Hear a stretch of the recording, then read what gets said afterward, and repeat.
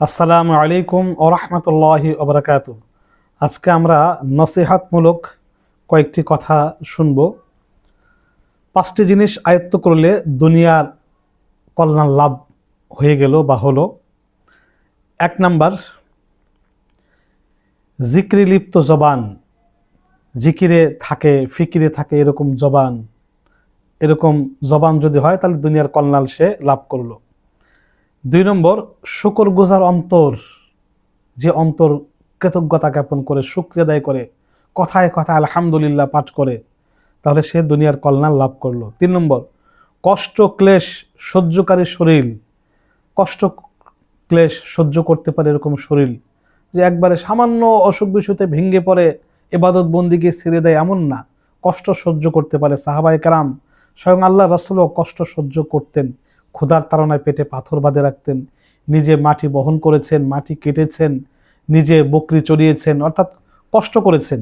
কষ্ট ক্লেশ সহ্য করতে পারে এমন শরীর লাভ করা, এটা কল্যাণ।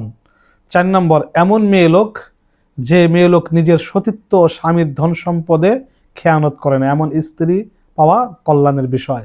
৫ নম্বর, অন্য এমন সন্তান যে তার মৃত্যুর পর দোয়া করে। ৫ নম্বর হলো এমন সন্তান যে তার মৃত্যুর পরে পিতামাতার জন্য দোয়া করে। এই ৫টি জিনিস যে ব্যক্তি আয়ত্ত করতে পারলো, সেজন্য পুরা দুনিয়ার সমস্ত কল্যাণই সে লাভ করে ফেললো।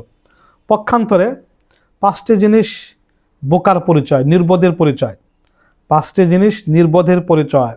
১ নম্বর, অপরের দোষ ত্রুটি খোঁজা এবং নিজের দোষ ত্রুটি না দেখা। অপরের দোষ ত্রুটি খুঁজতে থাকা বা খোঁজা, নিজেরটা দেখে না।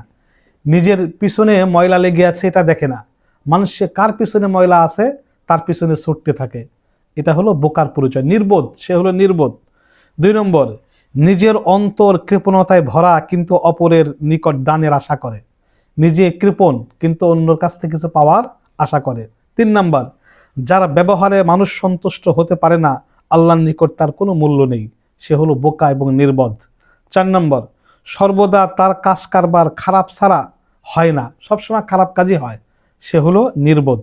৫ নম্বর, যে নিজে বেশি খায় এবং খাবারের প্রতি লোভী অথচ অন্যর খাবারের সমালোচনা করে, সে বোকা এবং নির্বোধ, লজ্জিত অপমানিত ব্যক্তি।